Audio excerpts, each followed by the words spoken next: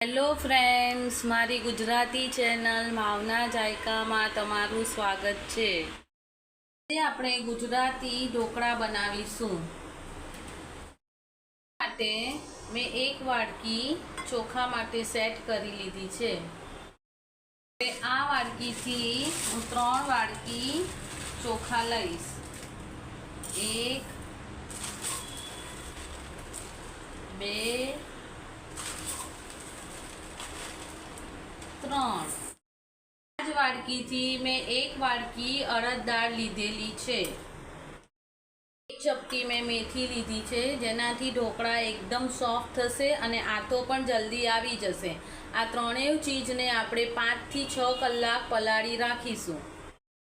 મેં પલાળેલા ચોખા, અડદ દાળ અને મેથીને ગ્રાઇન્ડ કરી લીધા છે અને એમાં મેં થોડા જાડા પૌવા નાખ્યા છે, જેનાથી આપણા ઢોકળા જાળીદાર અને સોફ્ટ બનશે। એક કડાઈમાં પાણી ગરમ કરવા રાખી દીધું છે। હવે મેં એક થાળી તેલથી ગ્રીસ કરીને રાખી છે અને બેટરમાં ચપટી સોડા નાખીશ।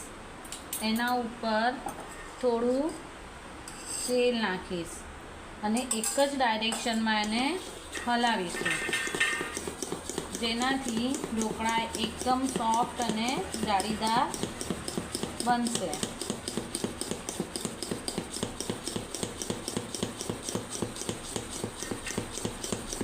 હવે આ બેટરને આપણે થાળીમાં નાખી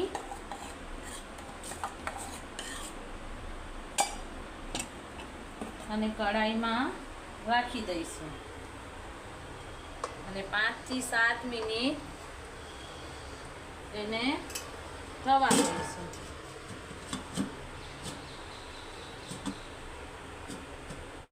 ઢોકળાને સ્ટીમ થતાં 10 મિનિટ થઈ ગઈ છે। હવે આપણે ચેક કરી લઈએ ઢોકળા થઈ ગયા છે કે નહીં।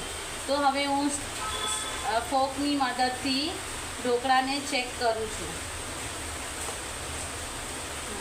હવે ફોર્ક એકદમ ક્લીન આવે છે, એટલે એનો મતલબ છે આપણા ઢોકળા રેડી થઈ ગયા છે। આપણે આપણા ઢોકળાને કાપીને એક પ્લેટમાં સર્વ કરી લઈશું।